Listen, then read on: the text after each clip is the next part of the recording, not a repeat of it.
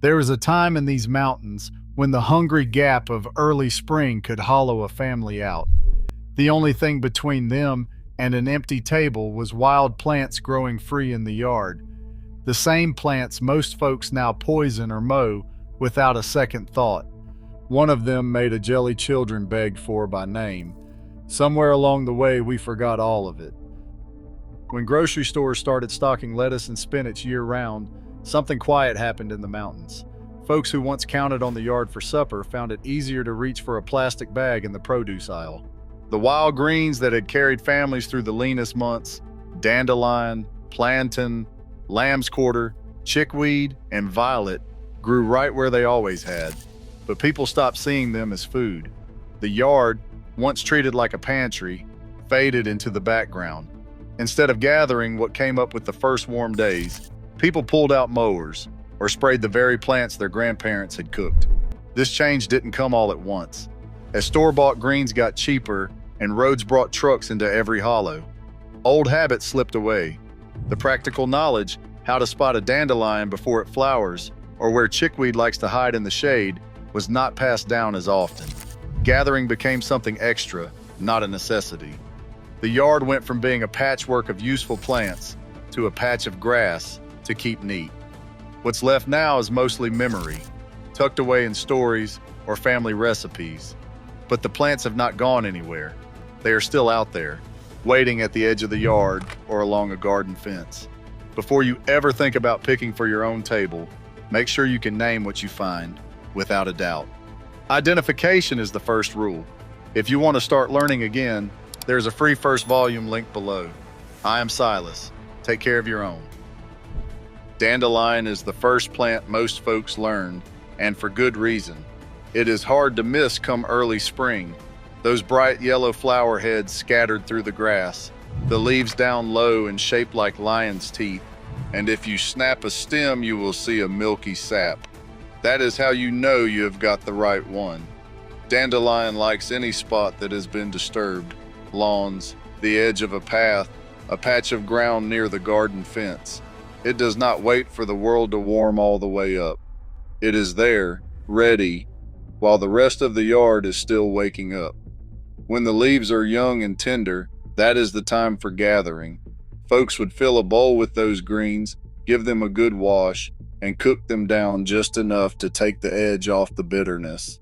The old way, the way I remember best, was to pour hot bacon dressing over the fresh picked leaves. You would fry up some bacon, save the drippings, stir in a bit of vinegar and sugar, and pour it all, still sizzling, over the greens. The heat wilts them, and the smell fills the kitchen. That was a spring meal you looked forward to after a long winter, something that tasted like the world turning green again. Dandelion flowers were not wasted either. Some folks battered and fried them, others used them for jelly or wine. The whole plant belonged at the table, not just the leaves.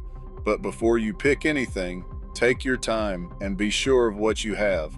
Never eat a wild plant unless you can name it without a doubt.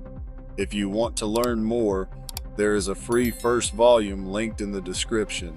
I am Silas. Take care of your own. Broadleaf plantain is the sort of plant you walk over 100 times and never think twice about. It keeps its head down, growing flat against the ground in a tight circle of broad, oval leaves. Those leaves have veins that run straight from the base to the tip, almost like little cords you can feel beneath your thumb. If you look for plantain, you will find it where the ground is packed hard, along the path to the shed, by the front steps, or in the corners of the yard where the grass gets thin from too many feet. It is tough, not fussy about where it lives, and it comes back year after year, no matter how many times it gets stepped on. Old folks used to call plantain a dooryard green because it grew right up against the cabin or the porch. You did not have to go looking far, just step outside and there it was, waiting. The younger leaves, picked early in spring before they get stringy, were cooked down like spinach. Some would chop them into a soup with potatoes and a little smoked meat if there was any to spare. Others boiled the leaves, drained off the water, and seasoned them with whatever was at hand, maybe onion, maybe just salt and a bit of bacon grease. It was not a special treat, just a steady, familiar part of supper, especially when nothing else was coming up yet in the garden. Plantain is easy to know once you get your eye trained to the shape and those parallel veins. Still, you want to be sure. Never pick anything for your table unless you can name it without a doubt. If you want to start learning, there is a free first volume in the description. I am Silas. Take care of your own. Lamb's quarter was the grain that meant you wouldn't go hungry, not when it started coming up in late spring. Folks called it wild spinach, and for good reason. The leaves are shaped like little triangles, with edges that look softly toothed, and if you find a patch early, you'll see a pale, powdery coating on the youngest growth, almost like the plant dusted itself with flour. It doesn't hide or keep to itself. Lamb's quarter springs up where the ground's been turned, along the edge of a garden, beside a compost pile, or in the loose soil near a fence row. Any spot that's been disturbed, you'll likely find it making itself at home. People didn't just pick a handful, they'd gather it by the armful. You could fill a basket fast, no matter how big the family, and it kept coming, from the first warm days well into early summer. The old-timers knew to get it while the leaves were still tender, before the stems grew tough and the plant shot up to seed. They'd wash a big haul, cook it down in a pot with a spoonful of bacon grease or butter, and serve it right alongside cornbread or beans. Sometimes it went raw into a spring salad, mixed with whatever else was ready in the yard. There was a quiet satisfaction in seeing a basket brimming with greens you didn't have to buy, just gather. That's the sort of abundance the yard could give, if you knew where to look and what to call by name. Never eat a wild plant unless you're sure of it.